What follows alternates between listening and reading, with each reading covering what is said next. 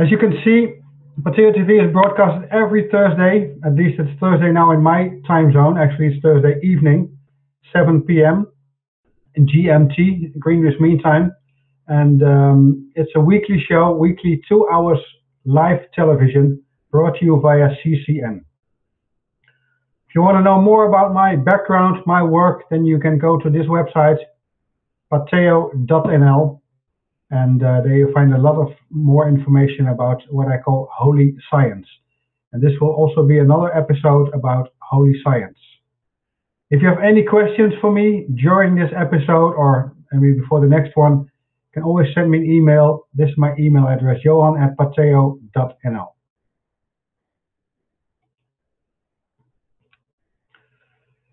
This was the previous episode, actually the first episode of Pateo TV. It was all about the Clock of Giza, meaning the interpretation of the buildings on the Gizeh Plateau in ancient Kemet, where they built. They're now, of course, still lying in what is called Egypt, near the city of Cairo. And it had everything to do with the dimensions of time. This broadcast explained that there are 3 dimensions of time, and especially the third one was explained more in this first episode of Pateo TV. If you've not watched it, I recommend you to watch it. If you're not watching this live, then please stop it. Stop this broadcast or stop this watching of this video and look it up. You can easily find it on Pateo.nl if you click on Pateo TV, because I will build on what has been presented in the first episode of Pateo TV.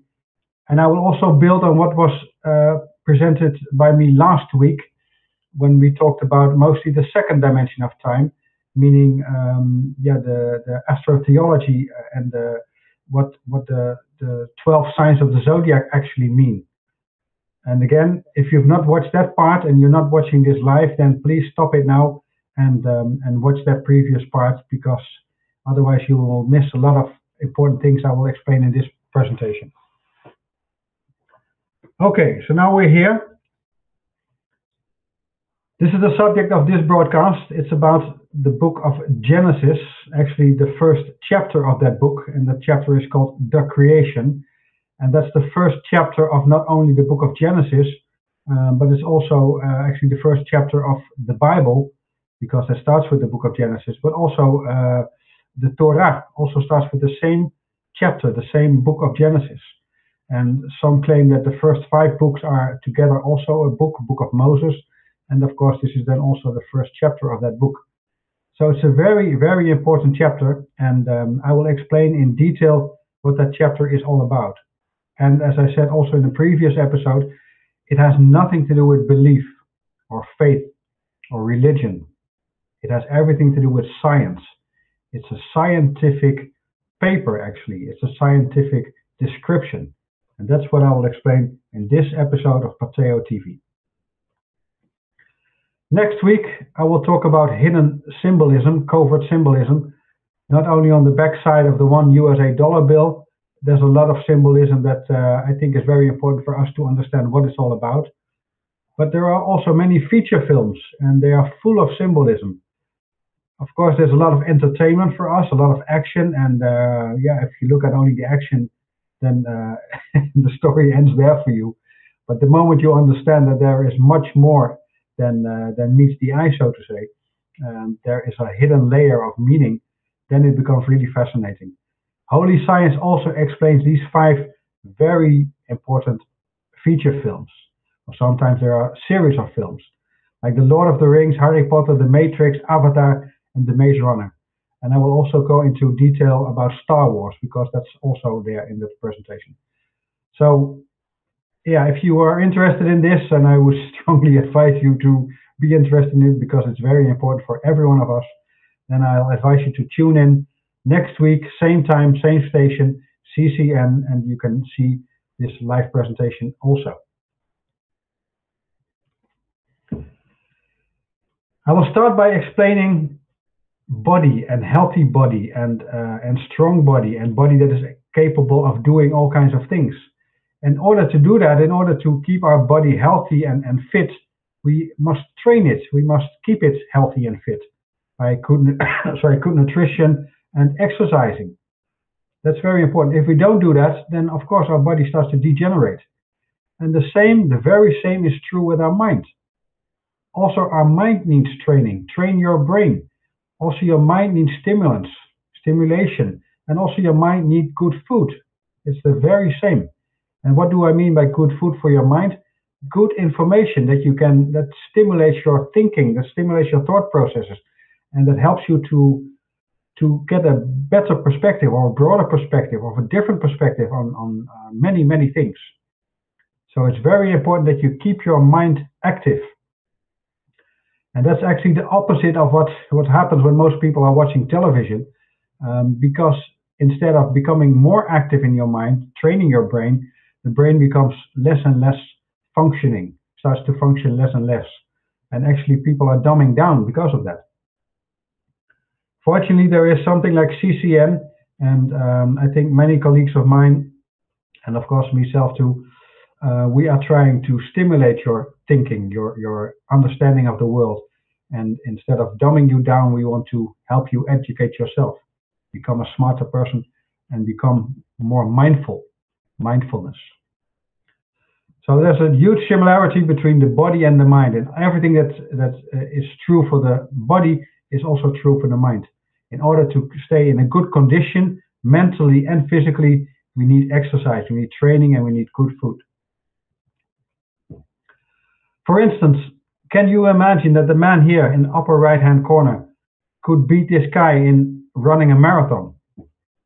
I don't think he will think that. At least I will bet a lot of money if I was a bettor, but I'm not, that he will probably not win from this guy, because yeah, you can see his physique is totally different, and yeah, what we see on the way he's eating and what he's probably doing, putting some chips in his mouth while he's watching television, that's not a really healthy lifestyle. I think we all know that.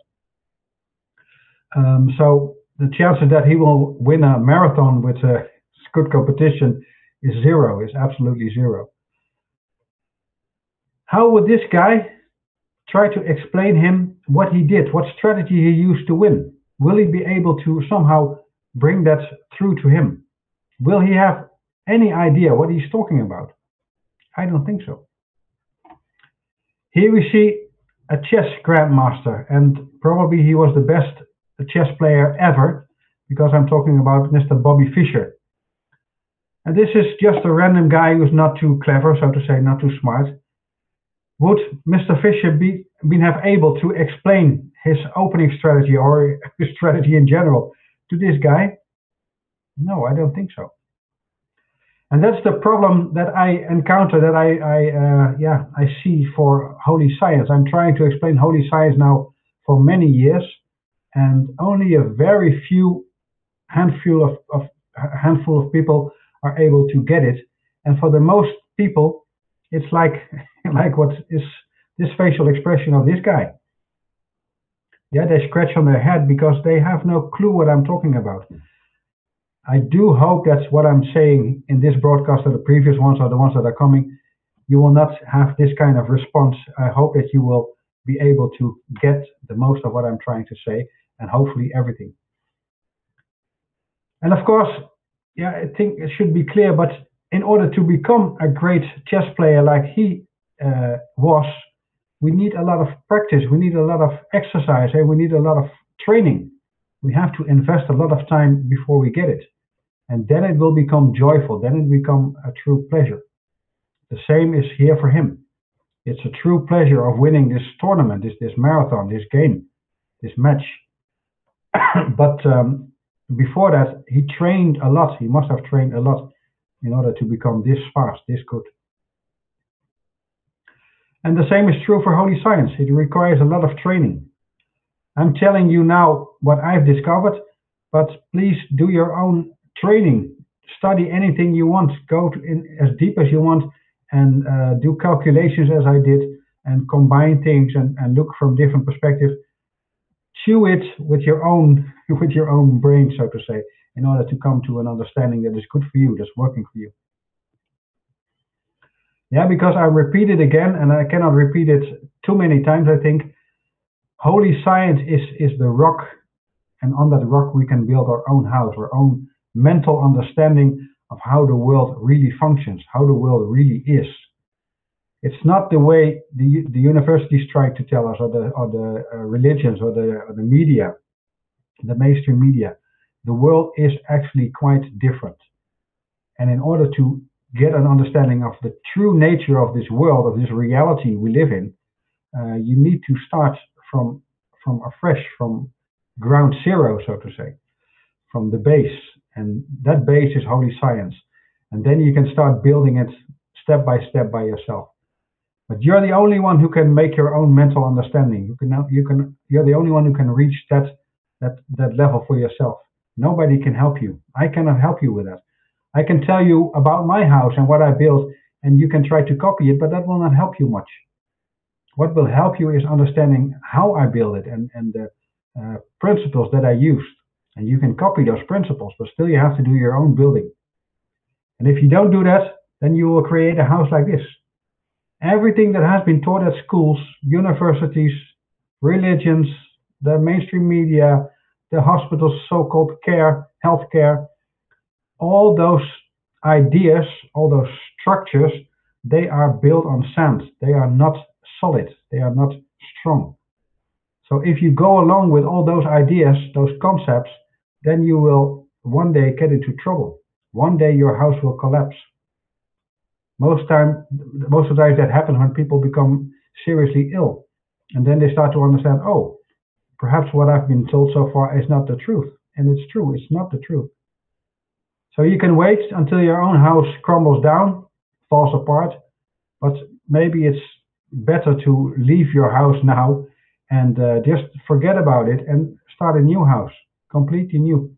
Forget everything you've been told at school or the university or everything else. Just forget it. And then you start afresh from everything you know as a fact, or everything that is 100% logical for you. And then you can start building your own house. So that's what I wanted to say before I start with this this broadcast on the first book of Genesis, because again, it's very true here. You can believe everything I'm telling here, and you may think that I'm telling the truth, but then you're in great danger. Yeah, as you probably also are in great danger when you believe what the pastors are telling you, or the universities, or anything else. Do not believe a single word I'm telling here today. And I'm very serious about it. Do not believe a single word. And if I can give you another advice, do not believe a single word of anybody else anymore either. Stop believing and start to understand. Okay. The work, what I'm presenting here is based on the work of Mr. Wiseman. Actually, his name was Percy John Wiseman, and he lived from 1888 until 1984. And he was not a scholar by education. He was what we call an amateur. He was actually in the military. He was a British air commander, and he was stationed in Iraq. And there he started to study the clay tablets because he was fascinated by them. And he was an autodidact. He learned himself how to read those clay tablets. And step by step, he understood more and more about that part of our history. And then he finally realized that the structure of the chapter, the first book of Genesis, the book of Genesis, that the structure of that book was not correctly given in the Bible, because the divisions in chapters doesn't make any sense at all. I will come back to that. And when he discovered that, he wrote a book to explain that to other people. And that book was published originally in 1936. But that book didn't get a lot of attention because it was, I think, he came far too close to the truth, and the people who want to control this reality do not want us to know the truth. So he was not really welcome, so to say. But fortunately, his son, this is his name, Donald John Wiseman, his son, he became later a professor of archaeology at the University of London. And he continued in the line of work of his father. And he made sure that this book was eventually fully published and better published in 1985. And if I'm correct, then you can still purchase this book. And it's a very, very important book. Yeah, so the son of P.G. Wiseman, D.G. Wiseman, he was able to bring this work further. And that is what we are talking about now. So it has a very solid basis. It's not some fantasy as most people think. It's very true.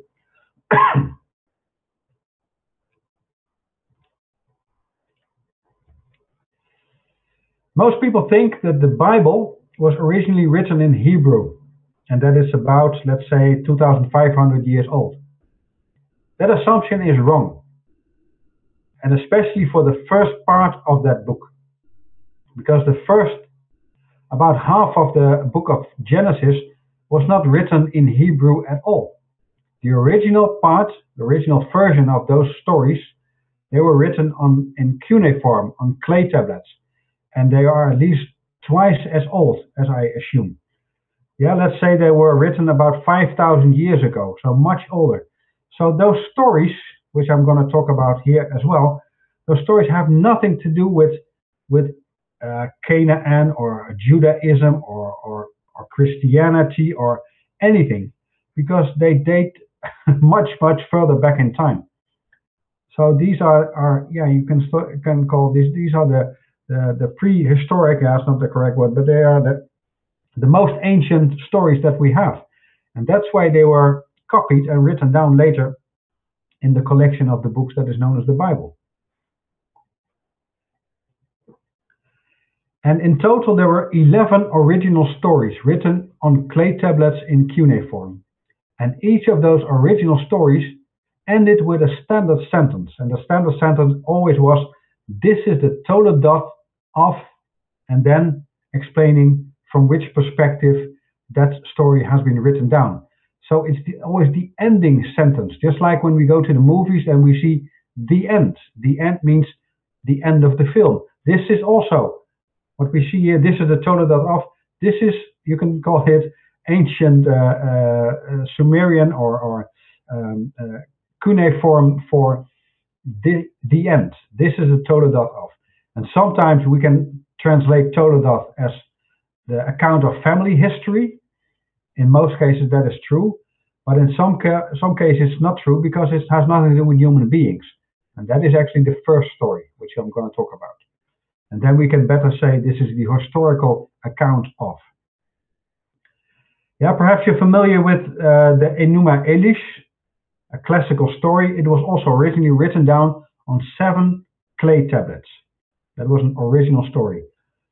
And here I think that each story was also written down on clay tablets. We can say that there were 11 clay tablets, and they were all later on copied into Hebrew and then, yeah, somehow integrated in the Bible. But they have nothing to do again with Hebrew or Judaism or Canaan or whatever.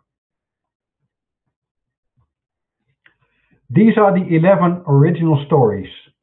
And this is the beginning of the book of Genesis. Actually, the demarcation is Genesis 37, verse 2, in the beginning of verse 2. That is the ending part of the 11th story. And before that, you can see these are the 11 perspectives from which they were written down.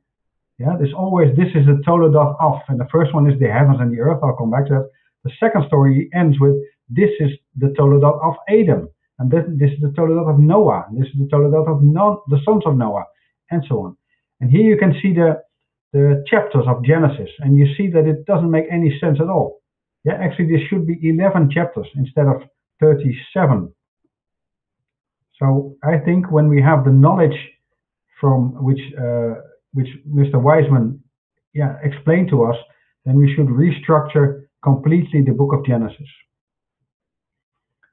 And maybe we should even make 2 books out of it, because the remaining part of Genesis, chapter 37, and then the second half of the second verse until the ending, meaning chapter 50, verse 26, that was originally written down on papyrus. And that probably comes from, I don't know where, maybe ancient Kemet, or not clear from where it comes, but at least it didn't come from ancient Sumer or that's part of the world. So the first 11 chapters were written in cuneiform, and then they were written on papyrus. So now let us go to the first chapter, the first story actually.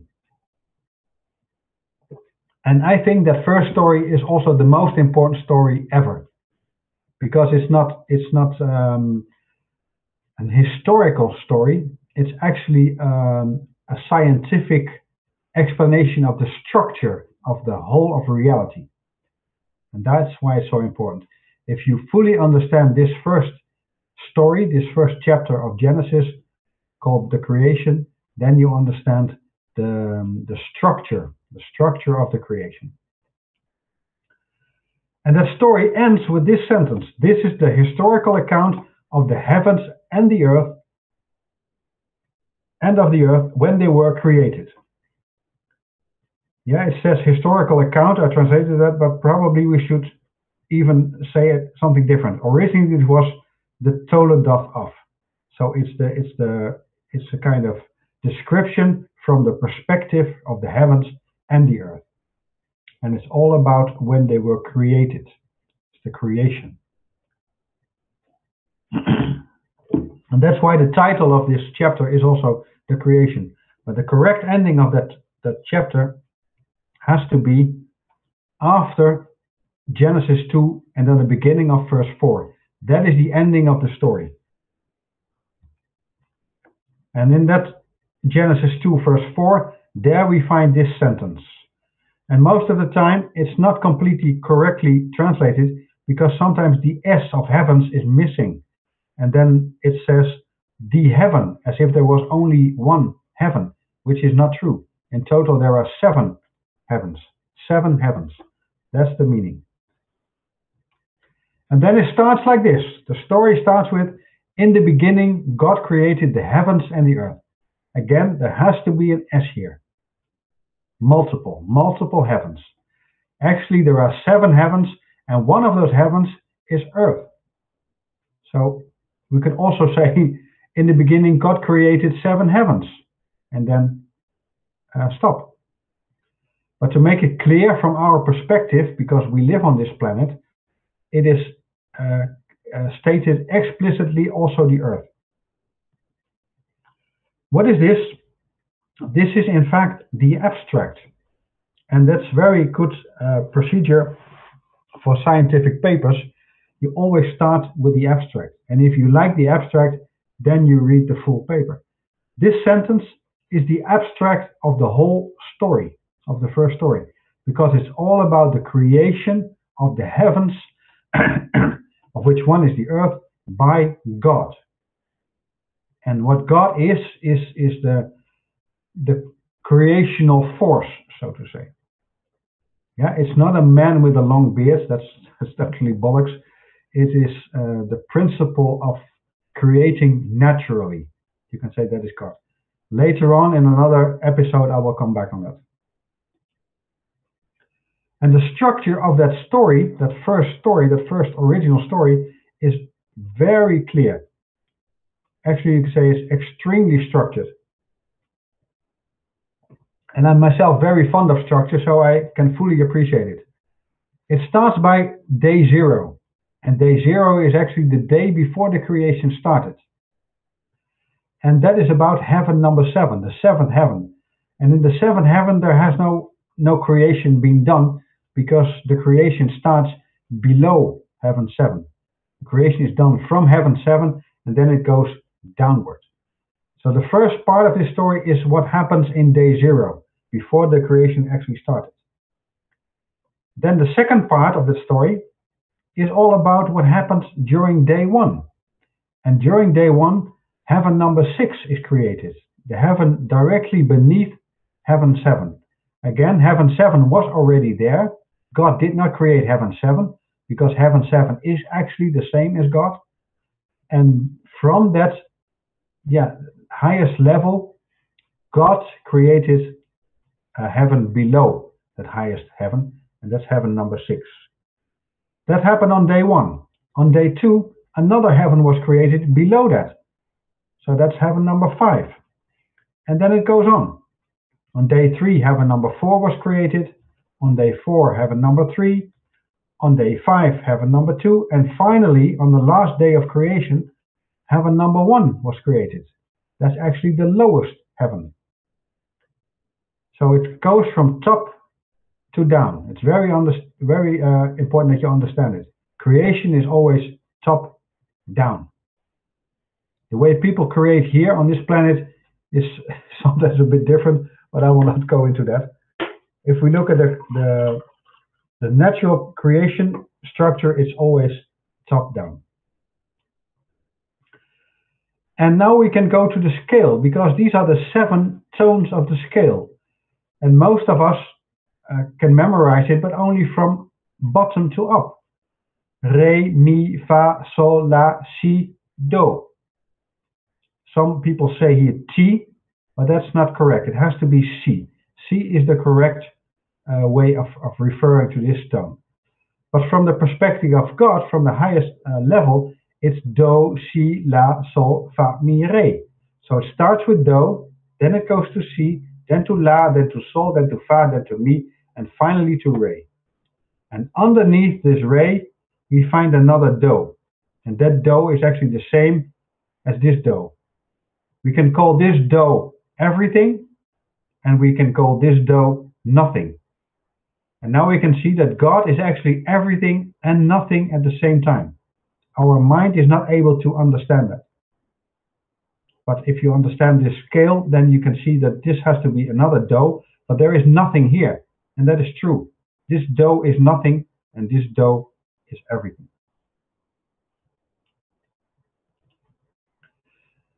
So what do these strange words do, si, la, sol, fa, mi, re mean? Most of the people, I think nearly everyone, does not know that these are not real words. These are abbreviations. Abbreviations of Latin words. And when you understand those Latin words, then it becomes clear what actually this whole story is all about. Because do is an abbreviation of dominus. It's a Latin word. Si is an abbreviation of sidera. La from lactea. Sol is not an abbreviation, it's a word. It means sol. Sol is a Latin word. Fa is from fata. Mi is from microcosmos. And re is from regina. The only thing we now need to do is find the meaning of these Latin words. Dominus, we have it in the English word to dominate. Dominus refers to the Lord. Or we can also say the owner. The owner of everything is God. God the Lord Almighty. We are all familiar with these words, but what do they mean? Well, it means that God created the heaven and the earth, so that means God is the owner. God is the owner of everything that has been created naturally. Then we go to sidera. Sidera, actually the word sidera in Latin means stars. So this is a reference to all the stars. And all the stars is of course our universe. So this is the level of our universe. This is higher than the universe because the Lord, God Almighty, is bigger than the universe. And then we find the universe. And then we go to lactea. And lactea means milk or milky. So it's our Milky Way, our galaxy. And our galaxy is part of the universe. And then we go to Sol. Sol is Latin for the sun.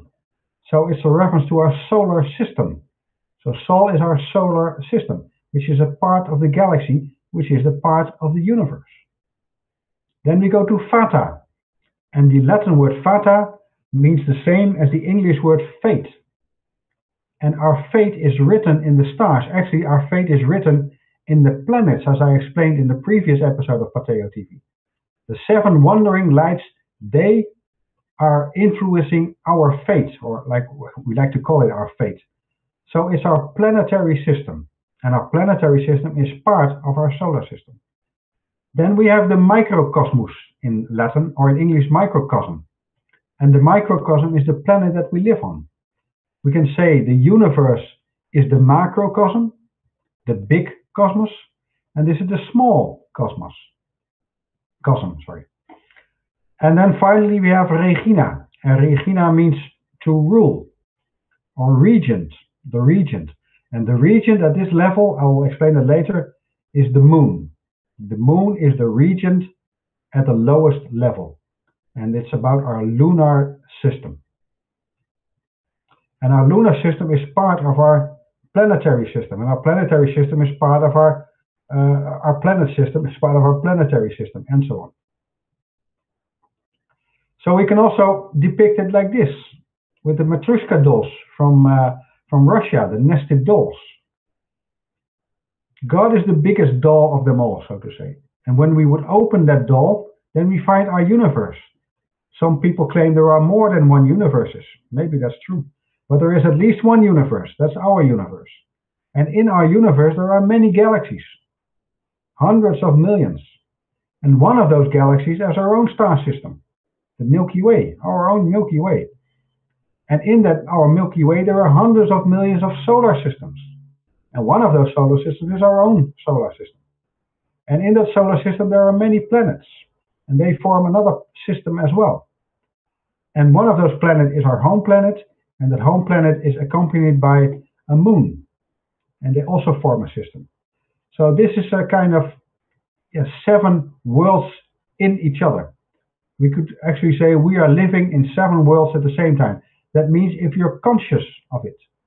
If you're at this level of consciousness, then you are conscious of everything under you or in you. But most people have a consciousness at this level, at this lowest level. And they are only conscious of the flat world that we live in. They have no consciousness about what is higher there. They only think this is the world. They live in a very small, limited world. And here you live in the broadest world there is. This is what I call the whole world. Holy science is the science at this level, the highest level possible. So now we go to the scripture. What is written in the scripture? It starts with, now, after the abstract, now the earth was unformed and void. What does that mean? It means that the earth, which is actually the second layer from the bottom, the earth is not formed yet. There is nothing here. Yeah, we cannot see the dotted white lines. I just put them there so that you can see where it will become. But it's not there yet. So it's not formed yet. It's a void. It's empty. Nothing is here. So the earth was not formed. That's the first sentence, the meaning of the first sentence. And then it says, and darkness was upon the face of the deep. What does that mean? Well, the deep is here. What is black here, that is deep. The deep, that means the heavens below the seventh heaven. And they are not there yet, so it's deep.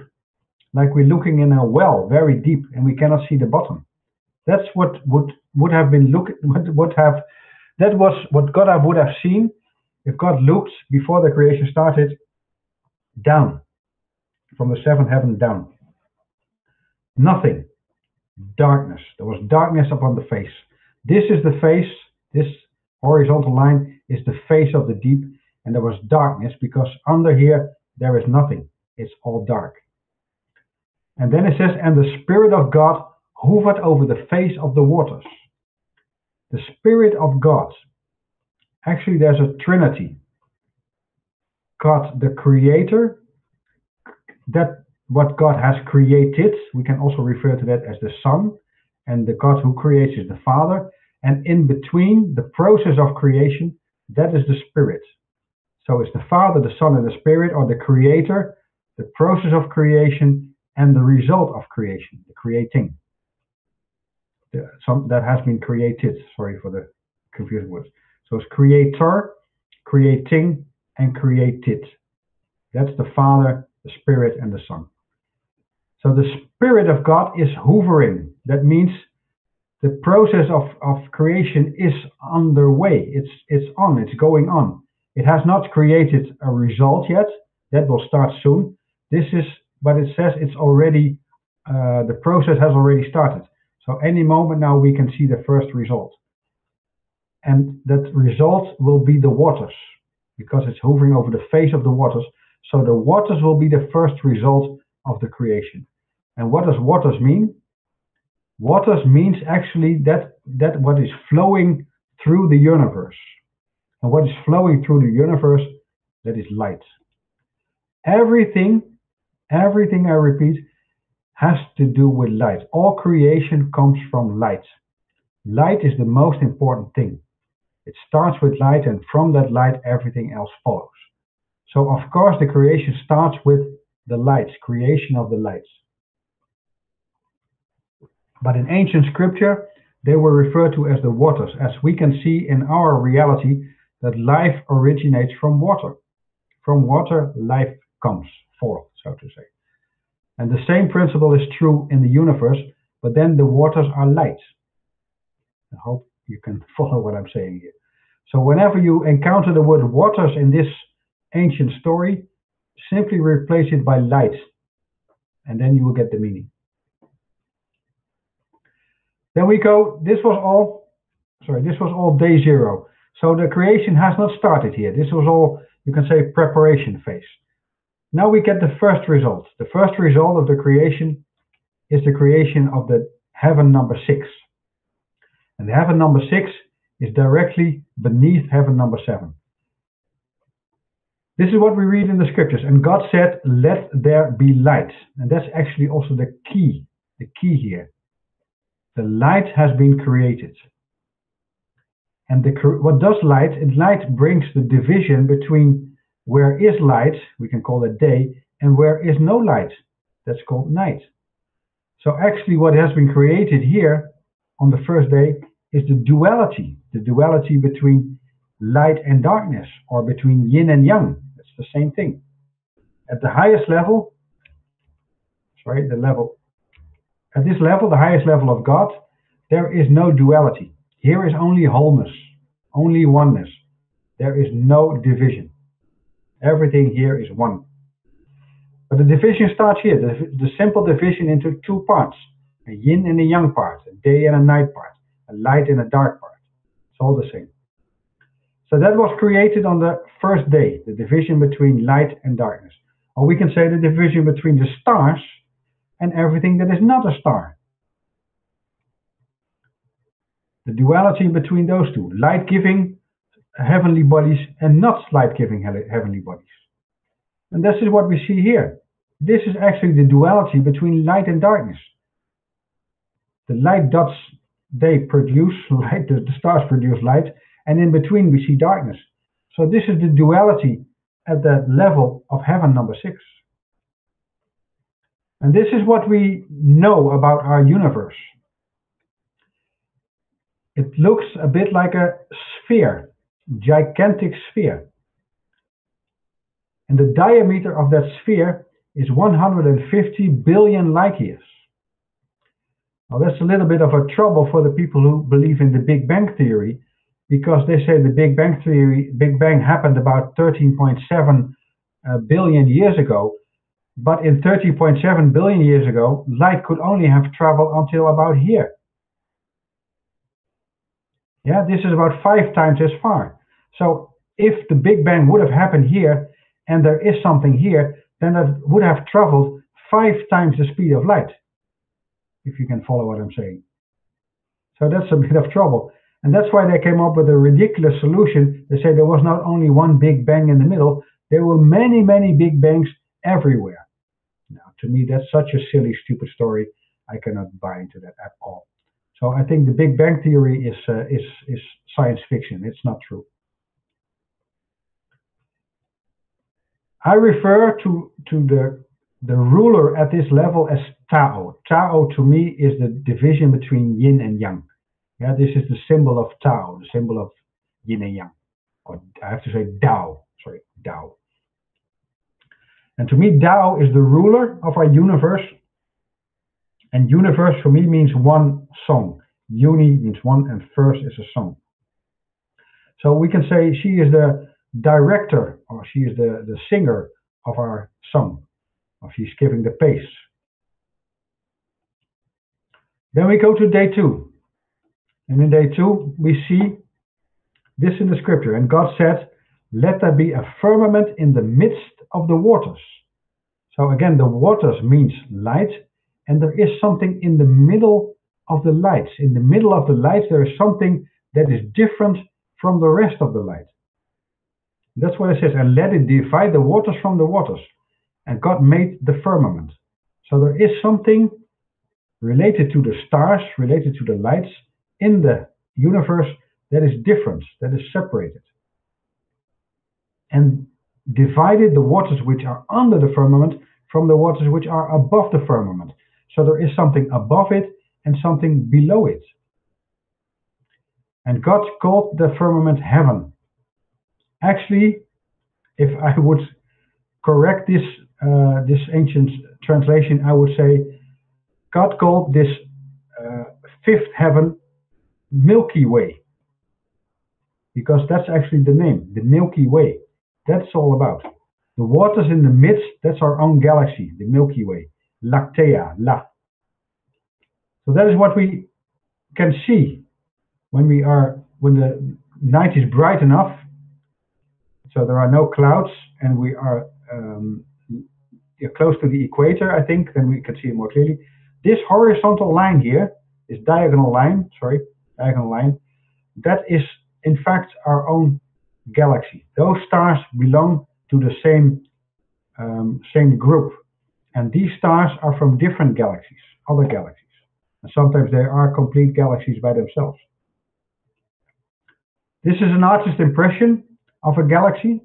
You can see the arms, and they're spiraling inwards, or you can also say the spiral outwards, but at least there is a spiraling movement, and it's going round. In this case, it's going very slowly clockwise round. And this is what we would see from the side. Yeah, this is now the same spiraling movement. It's a kind of pancake, a flat disc, but in the middle of that flat disc, there's a kind of sphere. It's a little bit bigger. Yeah, it's flat, but in the middle there's something. Yeah, the core is actually bigger. So this is a little bit how our own galaxy looks like. Again, it's not a true picture. This is just an artist's impression of how it probably looks like, but we're not completely certain. And make very sure there is no black hole in the center. That's also science fiction nonsense. The whole idea of black holes is totally nonsense. You can easily forget about it.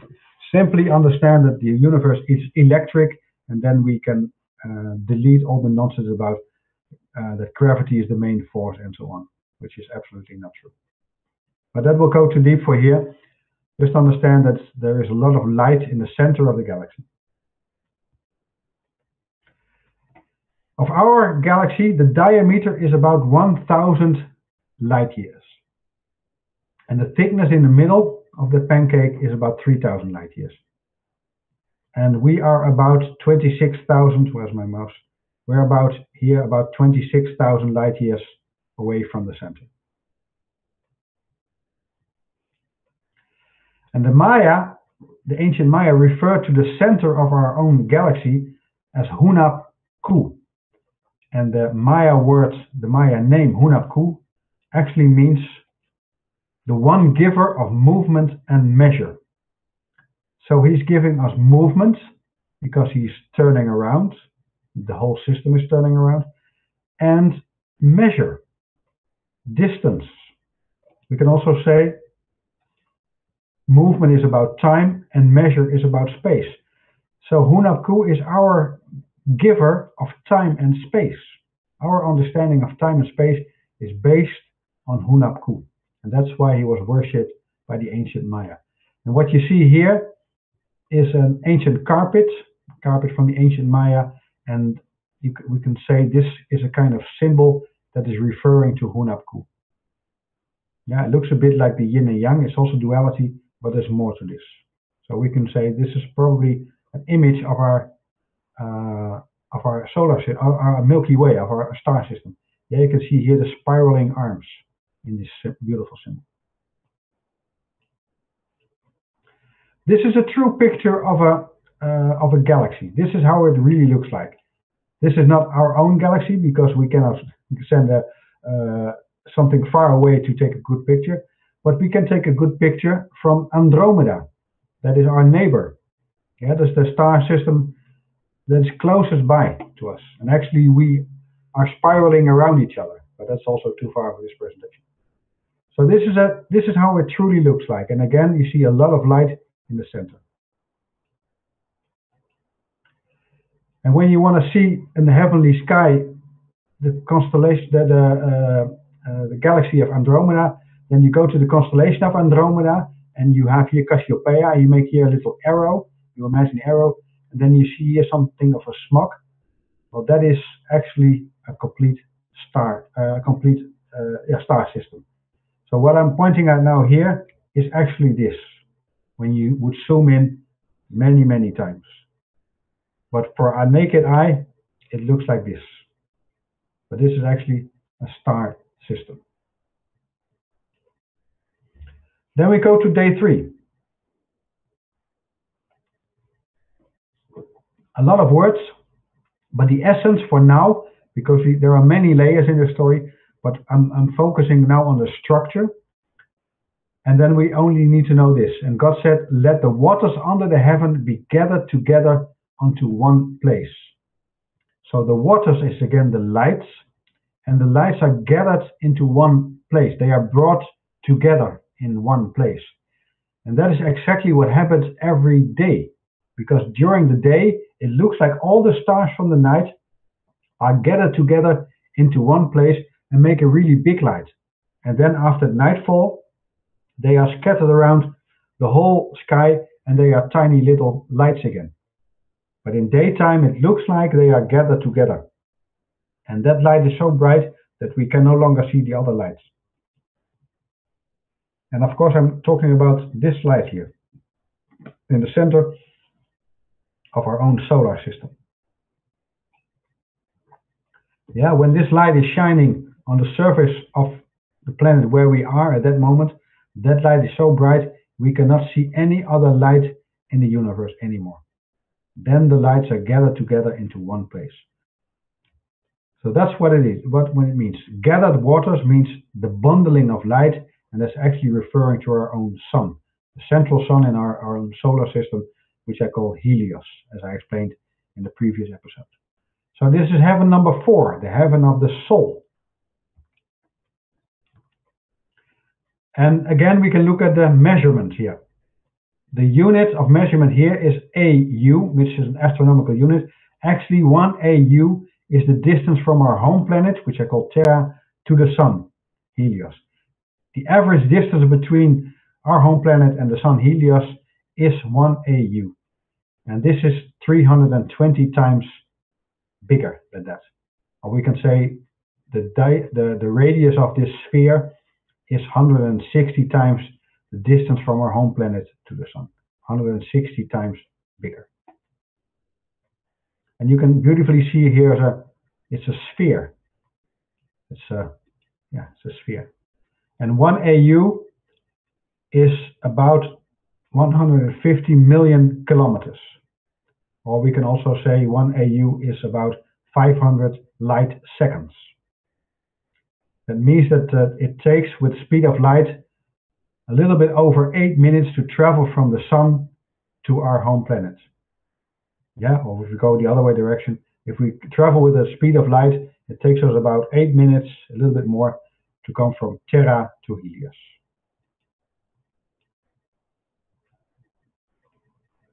That means that the diameter, the radius of this sphere has nearly the same length as the duration of our natural day.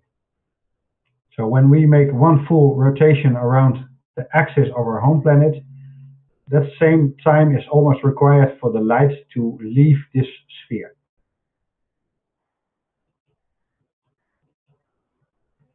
Here again, we see the sphere, and now it's opened up, and in that we can see a disk created by the planets that go around the sun, Helios, the sphere and the disk inside.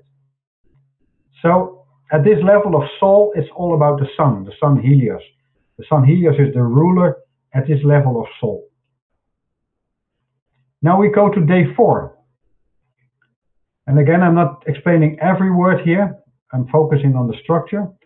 And God said, let there be lights in the firmament of the heaven to divide the day from the night, and let them be for signs and for seasons and for days and for years.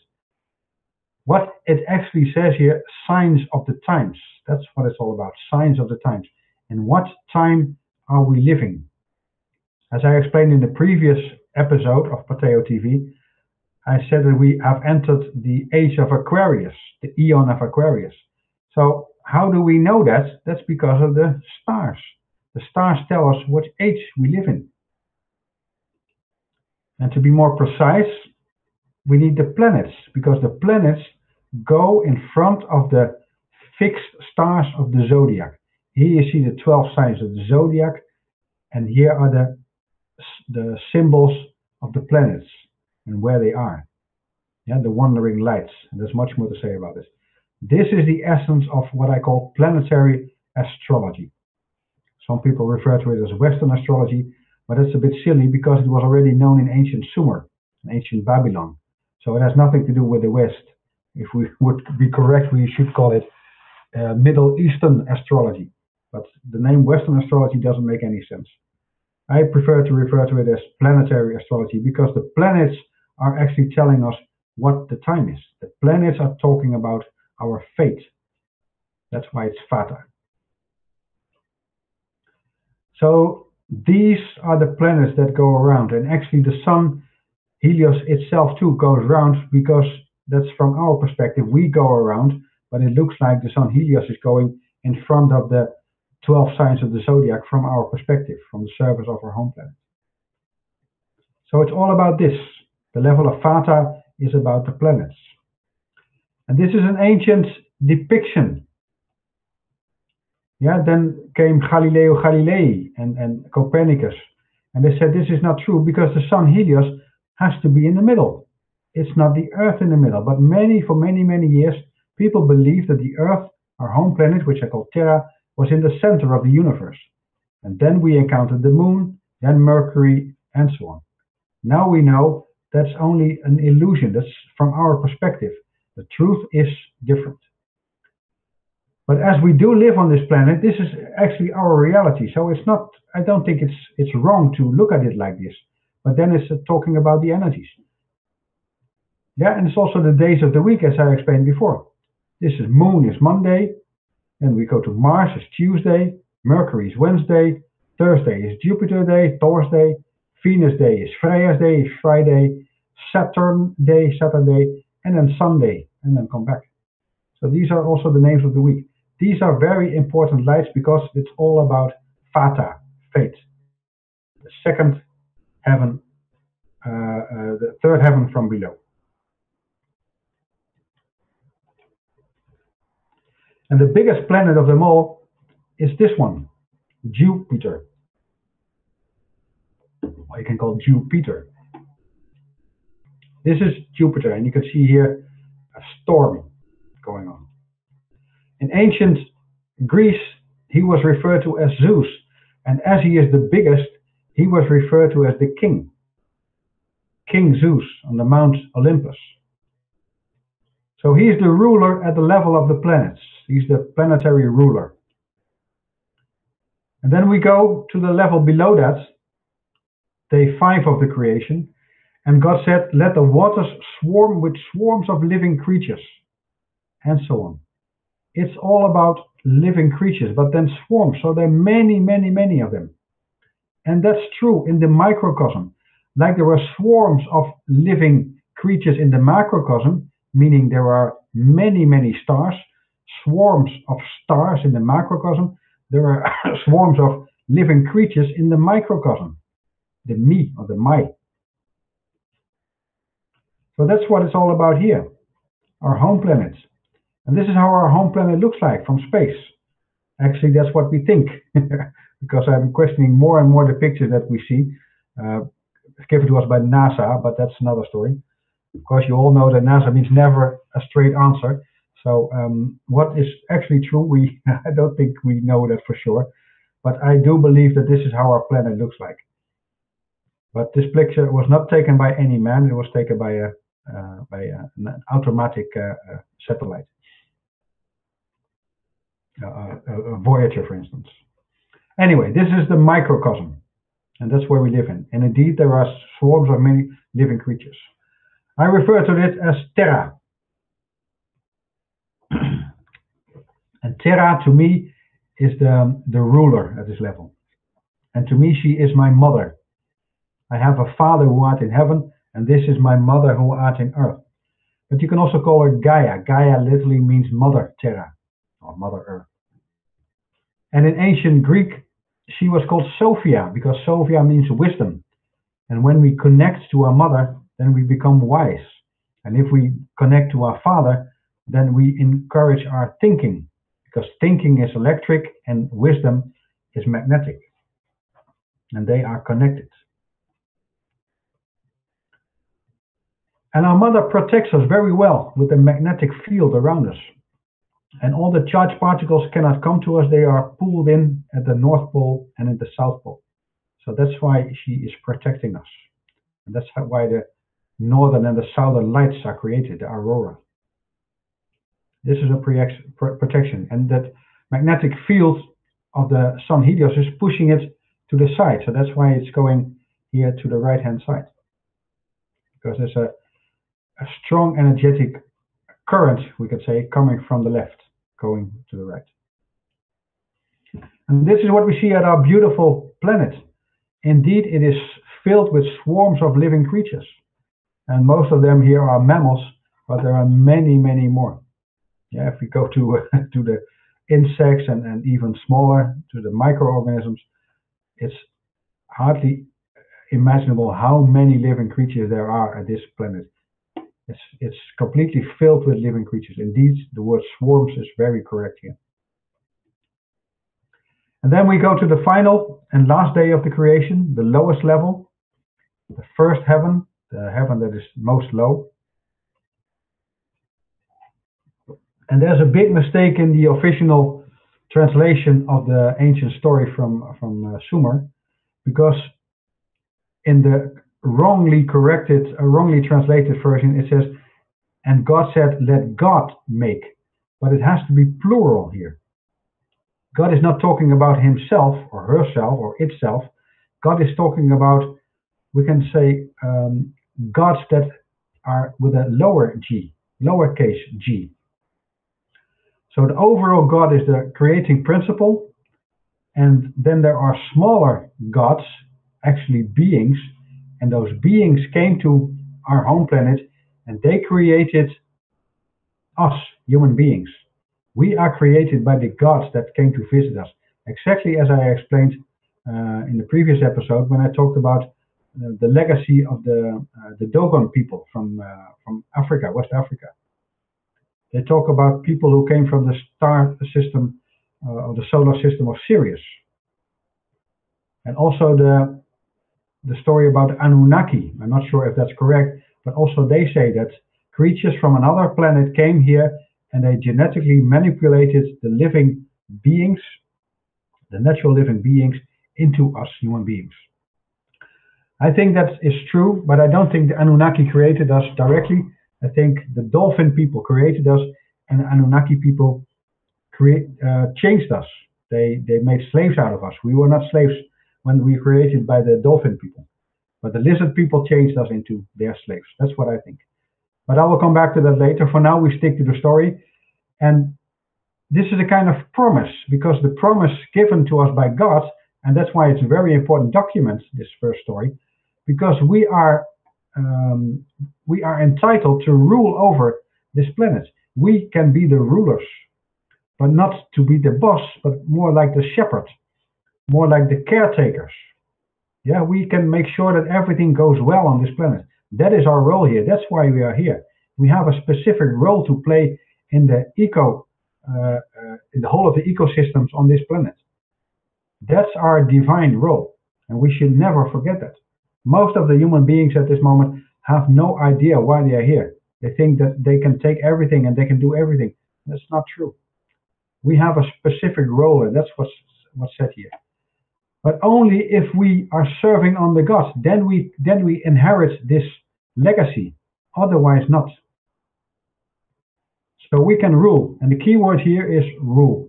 Because if we are not serving on the God, then there is a default ruler ruling over us.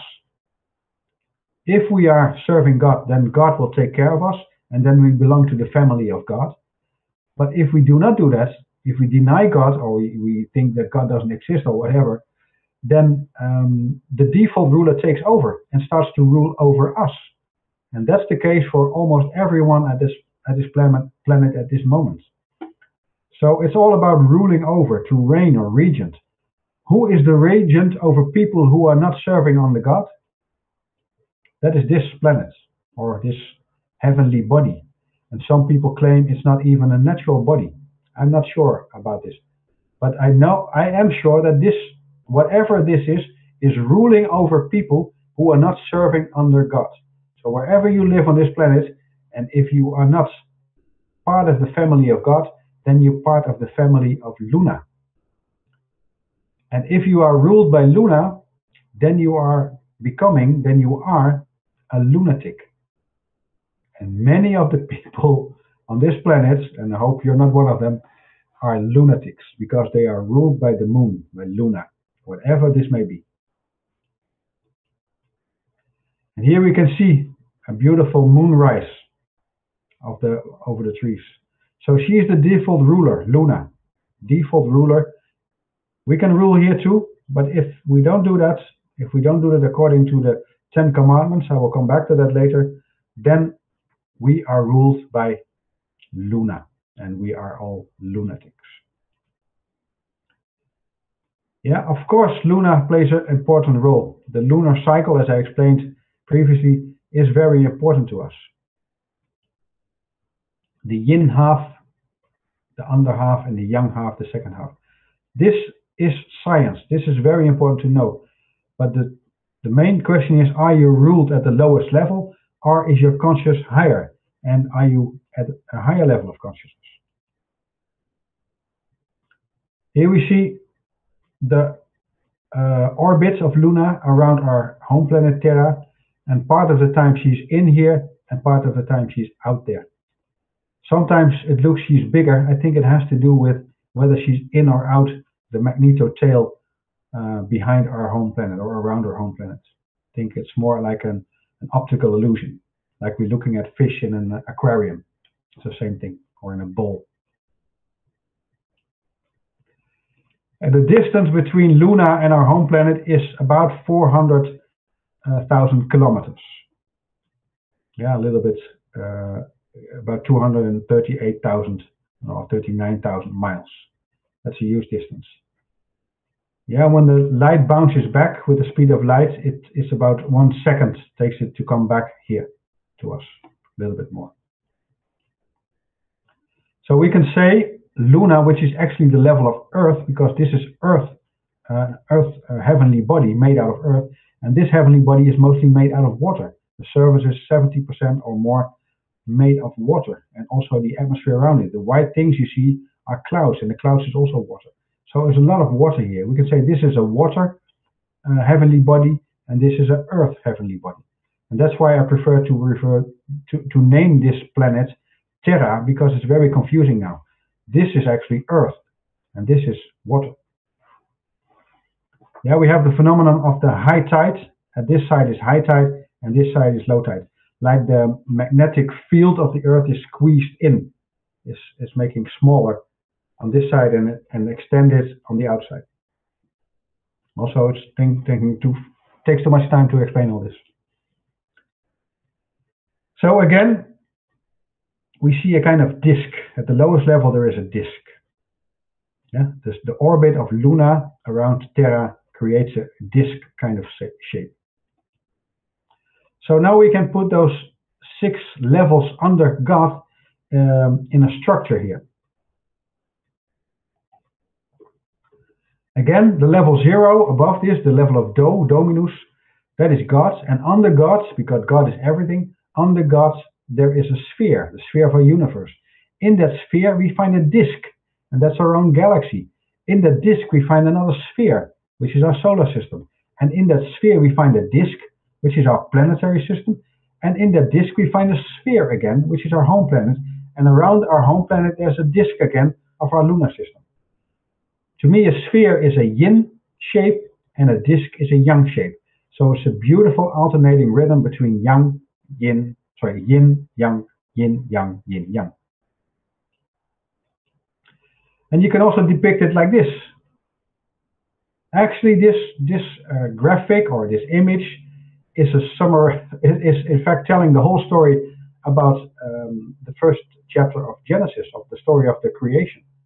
Because the greatest circle is the creation of the universe, and in the universe, the Milky Way was created. That's the disk, and in that disk, our solar system was created, and in our solar system, the planetary system is created, and therein is our home planet created, and there we find the lunar system around it.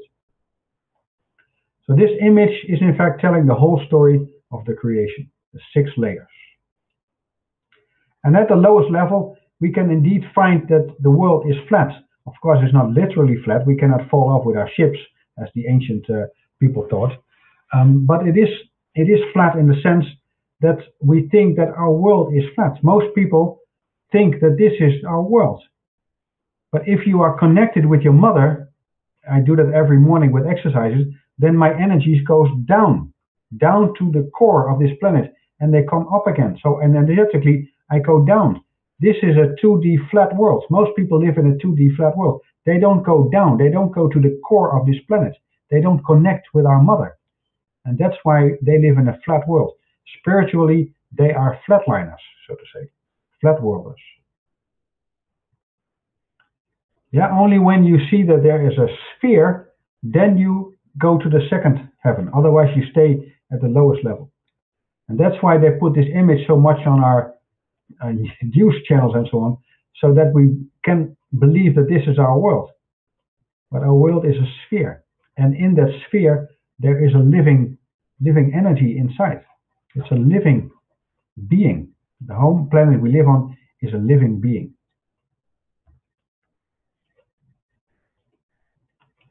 Again, this is the 7 levels, the 7 tones of the scale, but they also correspond to the 7 levels of creation. And that's why we, of course, have these 7 tones to remind us of this.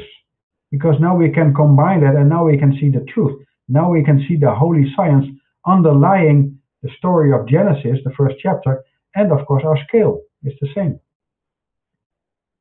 If you read my latest book, I will go into much more detail about the scale, because that's also nearly a lecture on itself. I have not time to do that here, but it's very important. But the scale and the first chapter of Genesis, they combine perfectly together. So at the highest level, there is the Supreme God, the God Almighty, the Lord God Almighty. That is the overall ruler, the ruler over everything, everything which is natural. Then we get Mother Mother Dao. She is the ruler of our universe. Then we have a kind of grandfather, because this is our father, so this is the father of our father, so I think this is our grandfather or granddad. Hunapku, as the Maya called him. He is the ruler of our galaxy, our Milky Way. Father Helios is, of course, the ruler of our solar system. King Zeus at the Mount of Olympus is the ruler of the planetary system. Mother Terra is the ruler of our home planet. And then we have Region Luna, the default ruler at the lunar system. And there's an important dotted line here, because we cannot see these 3 higher rulers. We cannot see the center of the galaxy. We cannot see the center of the universe. And we can most of all not see the center of everything, or the whole of everything. But we can see the sun Helios. We can see Zeus. We can see our home planet. And we can see the moon Luna. And this is what we see with our senses. The sun Helios, Jupiter, when we look to a telescope, our home planet, when we look from outside. And this is the moon Luna. This is the earth energy of earth. This is the energy of water. this is the energy of air, and this is the energy of fire. Yeah, again, if you want to know more about these four, which is the basis of holy science, then please read my book or go to another video of mine to explain all that. And when we look at the sizes, there's something remarkable, because when we take the diameter of Luna as 1, then we see that the diameter of the sun Helios is exactly 400 times as big. And Helios is also 400 times as far away from the surface of our home planet. And that's why, from our perspective, this very small heavenly body and this gigantic heavenly body, they look exactly the same when she is in front of him. And then we can see the corona. So that's a really remarkable coincidence. I think it's too remarkable to be actually coincidence. But that's, again, another story. Yeah, and our home planet is about 4 times as big, and this is about 40 times as big. I think that's also remarkable. About 4 times, about 440, and this is actually 400. Exactly 400. Yeah, and there are also different states, aggregational states of matter, as they were called. This is the solid state, fixed. This is the liquid state. Yeah, liquid, fluid. Gas, this is a gas planet. This is a fluid planet, a liquid planet. This is a solid heavenly body, heavenly planet. And this is a plasma heavenly body. Yeah, plasma is coming out. Most people don't know about plasma, but when we ionize gas, make gas more hot, it becomes ionized, and then we get plasma. So this is the 4th state of aggregational states, but actually it's the first one. From the perspective of the universe, from creation, this is the first one. This is where we actually get matter. Then here, and this is the last one. We think it starts with solid, it ends with solid. Solid is the final station. What I've done now is analyzing the text, the words. What I'll do now in the coming part is I will look at the numbers, because each level corresponds to its own number. And of course, the highest level, the level of God, the level of wholeness, is the level of oneness. So that's, of course, the number 1. Everything is one at this level. And also our consciousness can be at this level. That is what holy consciousness, wholeness consciousness is all about. Unity of one. Everything is one. All that lives, all in the universe, is all one. Then we arrive at the level of 2, the second creational layer, the heaven under God, heaven number 6 of Sidera, the duality, 2.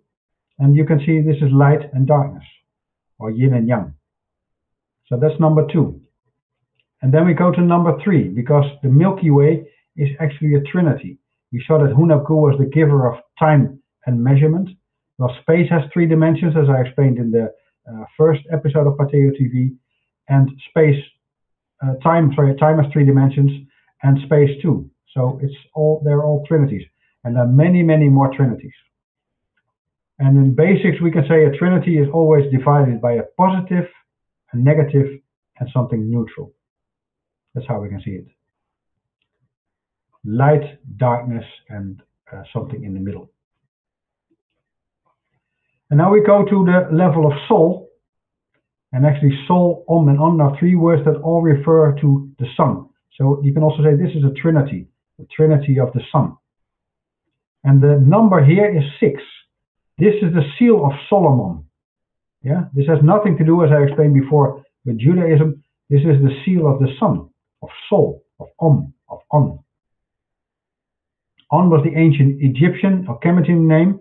The city of On later was named Heliopolis by the Greek, but it was actually the city of On, the city of the sun. And Om from India is also reference to the sun. So Sol, Om, On. It's all about the sun. And it has 6 points. It's a 6-pointed star, a hexagram. And it's a double trinity, you could say, or a triple duality, how you look at it. But the number 6 is for the soul. Soul is 6. So this is the seal of the sun. So number 1 is the level of God. 2 is the level of all the stars, duality between yin and yang. 3 is the number of the Trinity, the 3 oneness. And then we have the 6 oneness. And that's the level of soul. And this symbol is representing that 6 oneness, 6-parted oneness. And then we get a 12-parted oneness of the zodiac, the 12 signs of the zodiac. We see 12 here, or the 12 apostles, the 12 sentinels. It's all here, 12. That's why we have 12 hours on our clock. It's all representing to the same here, givers of time. Yeah, signs of the times. Then 24. In a full rotation of our home planet, we have 24 hours. So that's here. 24 corresponds to our home planet. And finally, we get 48, which is the lowest one. We can say people who are at the lowest level of consciousness, they have the most amount of laws to live under. Yeah, there's a book written, the 48 Laws of Power.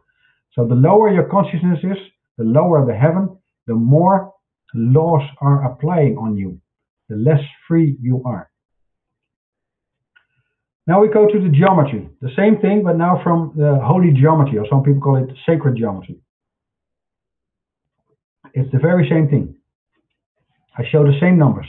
It starts with the geometry of Do. And this is, of course, this is my best picture of God. I cannot draw any better picture of God than this. So this is God, the perfect circle, the oneness, the wholeness, the holy circle. You can write it in different spellings, but it means the same. Or you can say holy means full of holes. Yeah, everything that the religion calls holy, there are many holes in those stories. But when you make it a holy story with W-double-L, then you fill in the holes and then you find the truth. So it's sacred, or is it secret? Many things, the missing parts here, creating the holes, they are kept secret. But if you know the truth, then you understand it's sacred, it's holy. And to make it heal means to make it whole again. Healing makes it whole, makes it a unity again. That's the essence of healing. So this is the symbol of Do, of one, of God, oneness. Now we go from Do to Si, to the duality. And this is the symbol for the duality. This is geometry of Si. Duality, 2 parts, a yin and a yang part. And the middle, in between, that's the Vesica Piscis. So this to me is also the symbol for duality. And you can also use, of course, the symbol, Tao. So it's a 1/2. I use this symbol, a circle divided in 2 halves. It's the same circle of God, but now we see 2 parts. We see yin and yang. We had 1 circle, we added 1. And please notice that the heart of the next circle is always on the perimeter of the previous circle. So this heart is on the perimeter of the first one. And because of that, this perimeter goes exactly to the heart of the other circle as well. So they are connected, heart to heart. And here you find the heart of the third circle, exactly at the crossing of those 2. So this is the symbol for the Trinity, the geometry of La. And when you connect the middles of these 3 circles, you get this triangle. And you can also connect the crossing points of the 2 lines. Then you get also a triangle. Or you accentuate where 2 or more circles are together. Then you get this beautiful symbol. Yeah, it's kind of infinity symbol, but then a little bit different. Many ancient churches and cathedrals have this in the windows. It's a reference to the Trinity. I refer to the Trinity as a circle with a triangle inside, dividing the circle into 3 parts. So I use this symbol for the Trinity. 1 circle, 2 circles, 3rd circle. Now we add another one. Yeah, we put the center of the compass here and we draw another one. Then we get this. This is not holy geometry. This is not in balance. This not. This not. Whoa. You see the beauty? This is again in balance. This is a geometry of soul. And now we've seen that we have drawn 6 circles around the original one.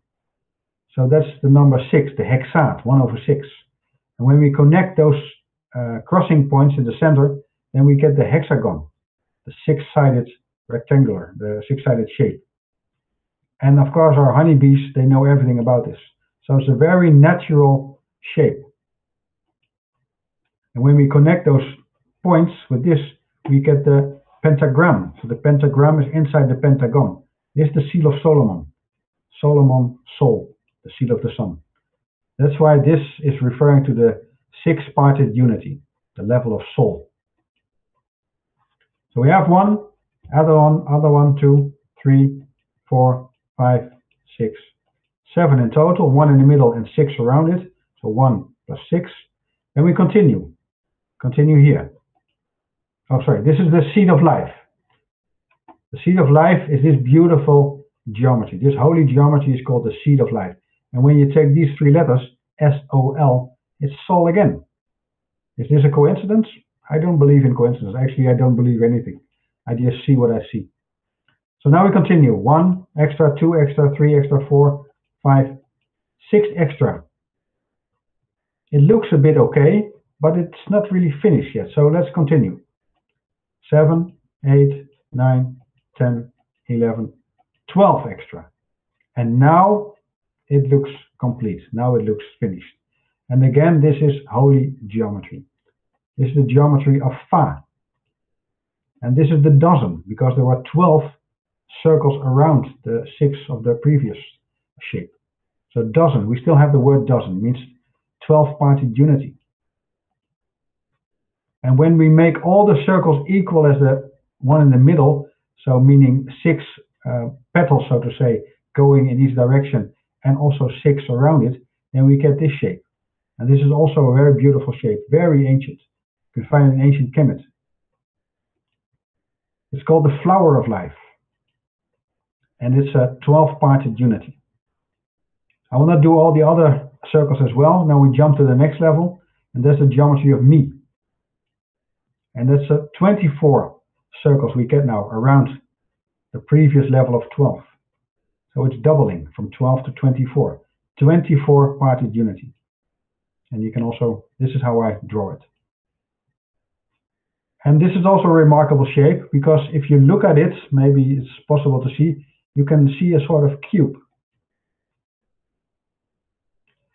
And now I accentuated 13 circles, 1 in the middle, and then 6 around it, and in the same direction, 1 more each direction. So we get in total 13 circles, and the number 13 is also very important. This is the cube you could have seen, the hexagon, hexahedron, sorry. And when you use these lines, then you can find all the platonic solids actually as a kind of two-dimensional shadow, because this is called the cube of Metatron. And these are the platonic solids, or the two-dimensional shadows, I can better say, of those of the platonic solids. Yeah, for instance, this is the cube of the hexahedron. You can clearly see it. It has 6 sides, so it's hexahedron. This is a dodecahedron. It has 12 pentagon-sided faces. This is the icosahedron. It has 20 triangular faces. And this is the octahedron. It has 8 triangular faces. And this is the tetrahedron. It has 4 faces. You can see the 3 here, and at the back side there's a 4th. And you can make another one behind it, and then you combine them, 2 tetrahedrons in one shape, and that's called a star tetrahedron. And here you see the two-dimensional shadow of the star tetrahedron, which is actually the same shape.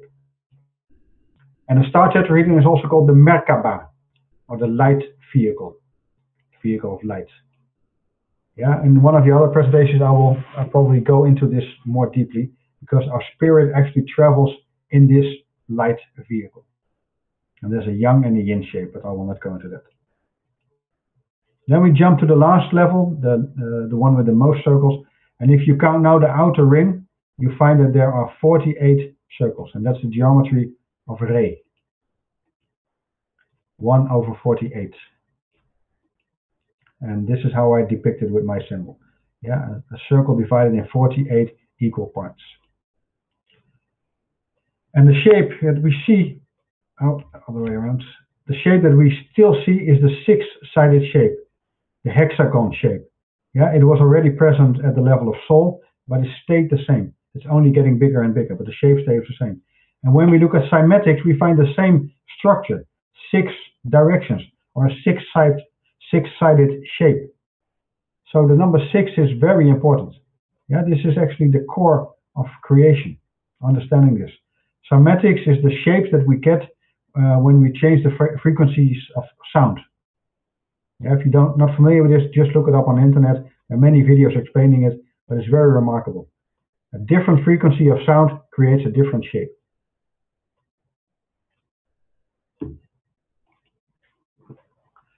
So what we see from left to right is the ray of creation. It starts with the unity of everything, of oneness, of wholeness, then the duality, then the trinity, then the 6-parted unity, then the 12-parted, 24-parted, and finally the most divided part is the 48-parted reality of Ray, which is the lowest heaven. And we can also call the lowest heaven the hell. Yeah, there are 7 heavens, but the lowest one we can also refer to as the hell. So in the hell, there's the most division. And we all know the saying, divide and conquer. That's going on here extremely. Divide, and the people who want to control, they want to conquer.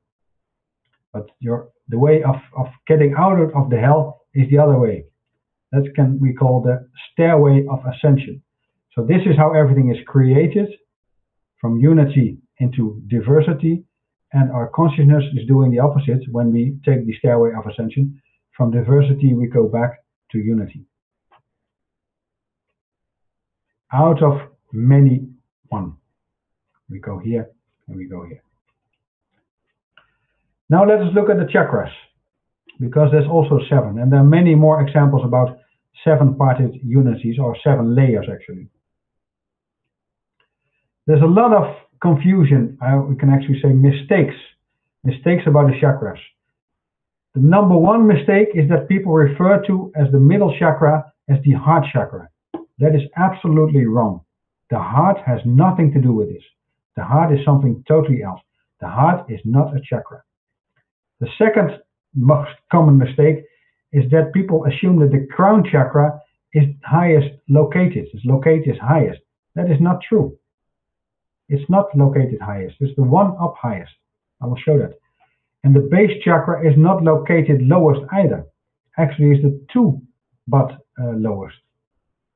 So the positioning of those chakras, people have no idea what the chakras really are.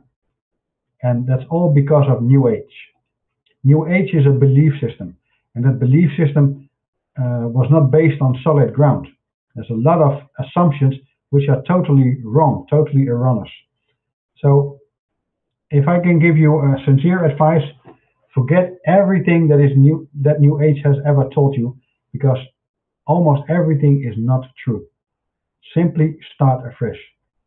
Break down this house called New Age and start afresh. We are now living in the new time, but the New Age nonsense is not helping us at all. It has to do with the energies. Here you see the 7 colors, and it's common to use those colors to refer to the 7 chakras. And on top of the highest color, the most fastest vibrating color, we find this is violet, and ultraviolet is on top of that. And ultraviolet is actually the energy coming from the sun. Ultraviolet light is coming from the sun. And the sun is our father, or pater in Latin. He is our pa, or daddy. And this is our mater in Latin, mother, mother. And mother radiates warmth, and warmth is infrared. This is red, and directly below the red we find infrared. So infrared is the energetic color of our mother, and ultraviolet is the energetic color of our father. And when we are using our 7 chakras, when they are functioning all, then we connect our mother with our father. Then we are a child of both who connects his parents with each other. That's what we are meditating. Our Father who art in heaven is of course the sun, Helios, as I explained in the previous episode, and our Mother who art in earth is the planet that we live upon. It's a water planet we live upon, and the sun Helios is a plasma, is a fire ball up in the air, up in the sky. And we connect fire with water. Those are the two opposites. And we connect both opposites. Infrared is the color of our mother, it's warmth. Ultraviolet light coming from our father. And in between we find the 7 colors of the rainbow, the 7 colors of our chakras, because these are the 7 chakras. And these are the names from ancient India. Muladhara is the base chakra, is on the lowest one. Sahasrara is the one then. Manipura, Anahata, Vishuddhi, Aina, and Sahasrara. Those are the 7 names from ancient India in Sanskrit. And they have meaning. Yeah, for instance, Sahasrara means 1,000. I will come back to that because when there is a number, I'm always very interested in the meaning of that number. And 1,000 is a very clear number. Aina means monitoring center. And we'll come back to that, why that is, because this is the most important chakra, I think, for monitoring what is going on inside of us. It's the kind of control room, we can say. This is purifying. And it's here. Anahata means unbeaten. Yeah, it's showing to our core. And if our core is unbeaten, nobody can beat us. Manipura is about the will. What do we want? Yeah, to manipulate. That's the word manipulate comes from Manipura. So it's about willpower. And this is the place of our own residence because these are the reproductive organs here. So our own residence is here, that level. And this is the foundation. Muladhara means foundation. And there are numbers here as well. Yeah, when you look at the petals, this has 4 petals, so this is number 4. This one has 6, so the 6. This one has 10. If you count them, you get the number 10. And if you count here, you get the number 12. And if you count here, you get the number 16. Those numbers are not coincidental. It's absolutely meaningful, but you need to understand the meaning of it. And the meaning is very simple, because here you only count 2. So what does it mean, 2? It means that we have to add up these ones. So 4 plus 6 plus 10 plus 12 plus 16 is total 48. And when we multiply 48 with 2, we get 96. So that's why the number 96 is here. And when we add up these numbers together, then we get 144. And when we multiply 144 with 1,000, that's why it's 1,000, we get 144,000. That is the meaning here. And 144,000 is also in the Bible. And it's also in the Mayan calendar, as I will explain in the 6th episode of Pateo TV. So it is very meaningful. Now we come to the entrance points and the directions. Because the highest, the crown chakra and the base chakra, they are oriented vertically. So this one is going up, receiving energy from above, and this one is receiving energy from below. And the other 5 in the middle, they receive energy horizontally. So from the front or from the back. Here you can see it more clearly. Actually, the energy is going through the feet all the way up. I can feel the energy when they come through my feet, through my legs up. I can feel it. And I can also feel, right now I actually do, when there is energy coming in my skull from the top. But do not think that there is a chakra here. That's not true. And there's no chakra here either. There are just the entrance points, the entrances. This is another ancient picture. This used to be in the university books, but before the World War II, before the Second World War. But it was removed because it's too revealing. You can see 5 chakras and then an entrance at the top and an entrance at the bottom. This is absolutely correct with all the energy shields or spheres around us. It was too revealing. That's why it was removed. So now we look at the entrance. For every one of us, the crown chakra receives energy from above. And for every one of us, the base chakra receives energy from below. So this is the energy coming from our mother. This is the energy coming from our father. This is from the light. This is from the daylight, and this is from the cosmic radiation, you can say. This is from the earth, the radiation from the earth. Then the 5 in the middle depend on whether you are more yin or more yang. I'll explain it very prototypically, so I hope you get not offended by what I'm saying here. But in general, we can say in a heterosexual relation between a yin and a yang, between a female and a male, that the reproduction is going like this. There's something coming out of the reproductive organs of the yang, and it's going into the reproductive organ of the female, the yin. So they're out, they're in. And yellow has to do with willpower, and in our society, it's about money. So you can say in a typical heterosexual relationship, the yang brings the money in, and the yin, the female, makes sure the money goes out again. This is about connecting to other people. And in ancient times, it was not good for a woman to take the first step. So the first step, the outgoing movement, comes from yang, and the female, the yin, has to wait for that. Otherwise, she is, no, I'm not using any curse words here. And then the throat chakra, it's also called, here, the thyroid, I'll come back to that. It has to do with speech. And that's why most men are getting tired by women who talk too much, because the energies go out from the mouth or the throat from the female, yin, and go in by the man. But if it's too much, the man cannot handle this. And then the yang goes to visit other men where there is not much talk and there's much more quietness. And then this has to do with vision. And you can say the typical yin requires that there is vision from the yang. The yang has to express the vision, and the yin wants to dig into that, wants to connect to that.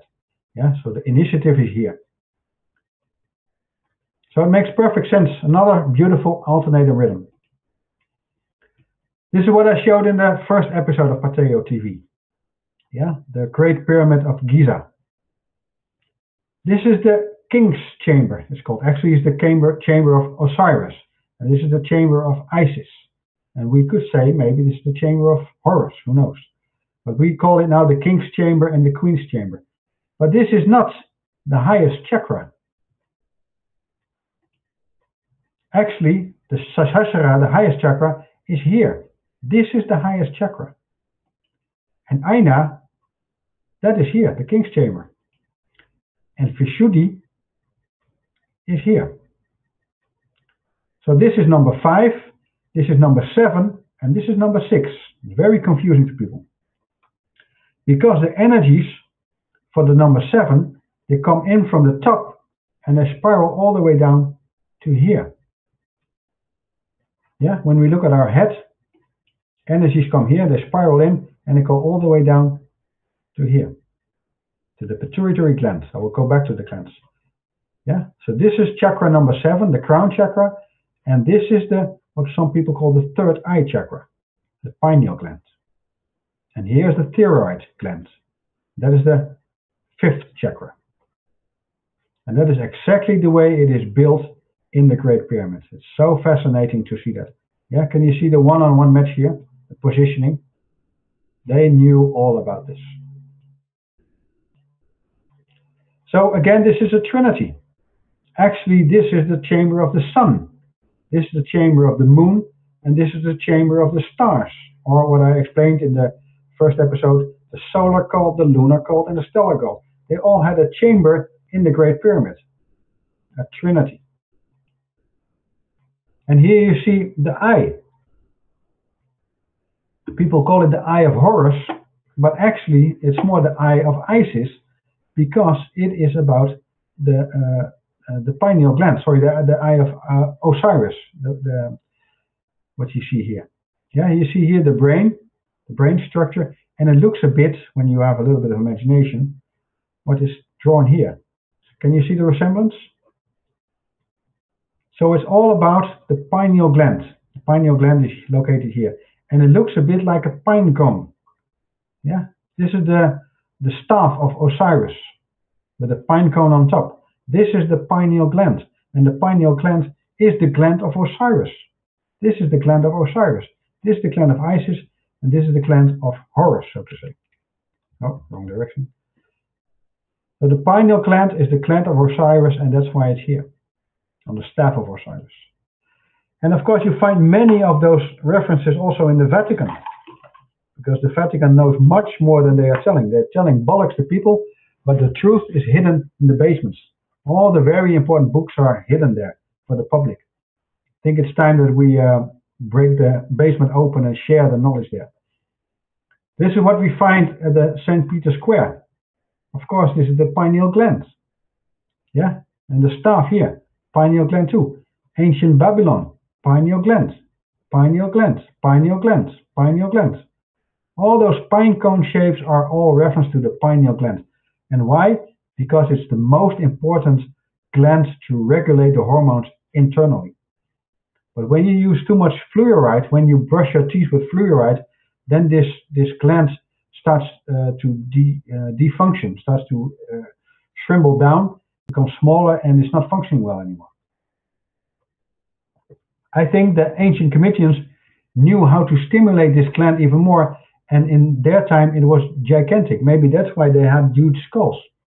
Who knows? So again, the pituitary gland is receiving energy from the top, but it's not the highest. And the adrenal glands receive energy from the bottom, but it's not the lowest. Actually, the chakras number 3 and 2 are below it. Yeah, because the testis for the males and the ovary for the female, that is where we find the second chakra. And the third chakra is the pancreas. And the fourth one in the middle, that's the thyma. The thyma is the most central one. It's a very important gland. The thyroid gland is number 5, and the pineal gland is number 6, or the third eye chakra.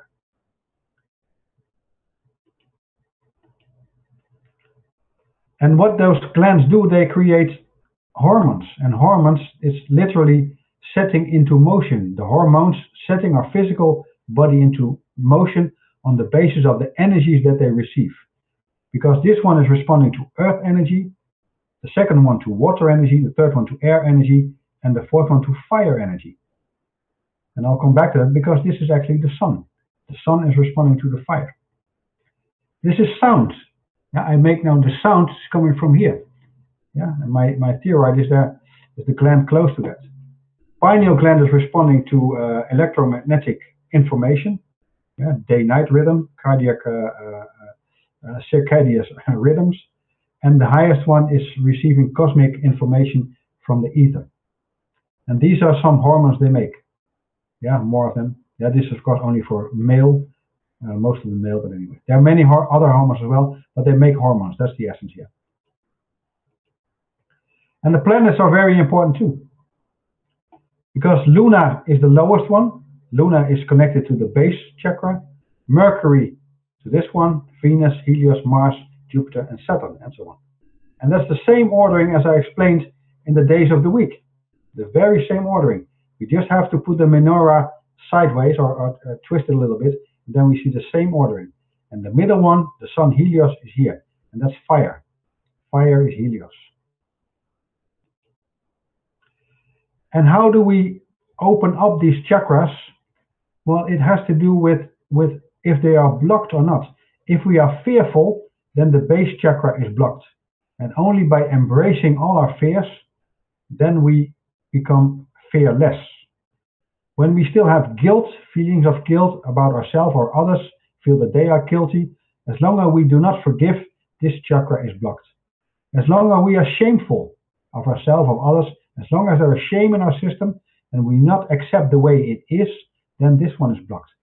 When we are still have grief, when we are sad or whatever, pain of loss or misery, when we grieve, we block. When we release it, then it becomes to flow again. This chakra starts to rotate because chakra means rotating wheel of energy. This wheel starts to rotate then. As long as we are lying to each other or to ourselves, this chakra is blocked. We need to free ourselves from all lies. We have to stop lying. And that's very difficult because we are so fond of telling little lies, especially to ourselves. Illusion, that's the blockage here. If we still live in an illusion, and most people do live in an illusion because they watch television, that's the biggest illusion here. Because they think that money is valuable, that's another illusion. And there are many, many more. They think that our ego is controlling, is in control.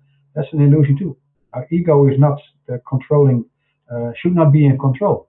Ego is just an illusion that we created ourselves. Only through insight we can free ourselves from illusion. That's what holy science is doing.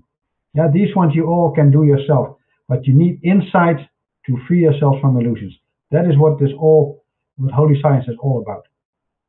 And this one you have to do yourself. You have to detach yourself from all attachments. Release yourself, free yourself from attachments. Only when you are fully detached, then the last and highest wheel starts to rotate. So make sure that you have none of these blockades, hinderings.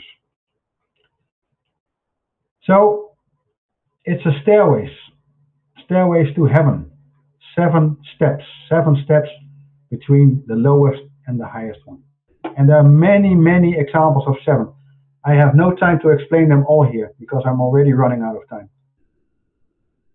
I strongly recommend you to buy this book. The price is not that high, and I explain everything about the 7 hermetic principles, the 7 stages of alchemy, 7 days of creation I explained here already.